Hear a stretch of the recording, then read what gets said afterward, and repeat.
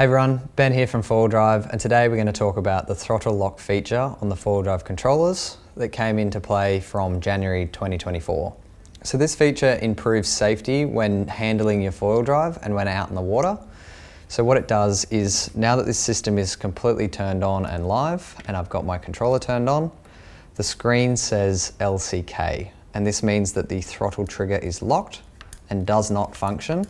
And this improves safety for when you're handling the board, carrying it into the water and things like that. And also if you ever have to turn the board over, you can have the throttle trigger locked to prevent bumps and accidental running of your motor. To disengage the throttle lock, we need to use the cruise control trigger and press and hold it for 3 seconds, and the LCK will disappear and it will say 0% throttle. Now the throttle will work like normal and run your motor.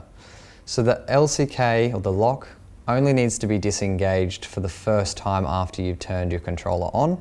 So if I turn this controller off and then turn it back on again, the throttle will be locked and I will have to disengage the lock function again to get the controller to function. If I fall off and lose signal between the controller and the box, or any case where signal is lost, the lock function won't re-engage. It only works for the first time you turn the controller on. However, we can set up in the menu options a throttle lock timer where the time expires and then the throttle lock re-engages. This can be really good for beginners and for people unfamiliar with the four-wheel drive system, that after they haven't touched the throttle trigger for a set period of time, it will lock the trigger again and they'll have to unlock it again. So to set this up, we need to go into the menu of the controller. To do this, we press and hold the cruise control trigger down and we tap the power button once. This gets us into the menu and then we can release the cruise control trigger. You'll see in the top left-hand corner, there's a small little yellow arrow that indicates what setting you are trying to select. So we need to move this arrow down until we find the throttle lock. By doing so, we tap the power button in single taps and our little arrow moves down. We'll scroll through to the next page and we keep tapping all the way down to number 10 is throttle lock. This is where you can turn the throttle lock feature off altogether. And number 11 is throttle lock time. So we now have our little arrow pointing to throttle lock time. To select that menu option, we press and hold the power button and it will go into that menu.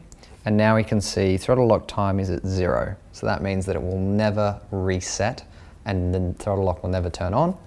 But if we want to set this to 5 seconds, we press and hold the power button and we can see that the first digit is flashing. So I'm going to up this to 1, 2, 3, 4, 5 by single presses. And now to move to the next digit, we would press and hold, and press and hold once more, and they'll all stop flashing. So now we're set to 5 seconds, and you can see that the range is 0 to 100 seconds. To exit, we press and hold, or tap the cruise control, and now we're back to the main screen. And if we wait 5 seconds, the lock just re-engaged. So if I unlock, 1, 2, 3, use the throttle, and now if we wait 5 seconds, the lock function will re-engage, meaning that if I was to bump the trigger again, it wouldn't work. Now for advanced users or those that are very familiar with using their four-wheel drive systems, you can probably already tell that this could get quite annoying.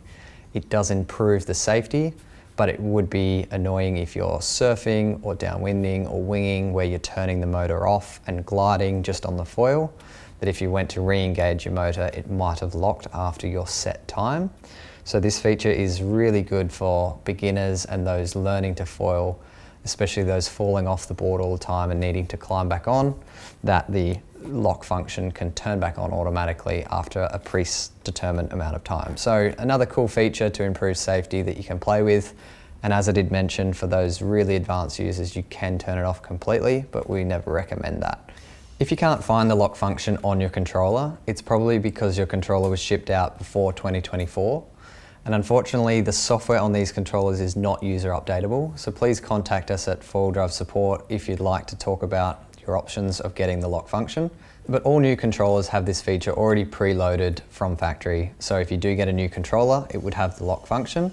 But again, please contact us at support if you'd like to update to this feature.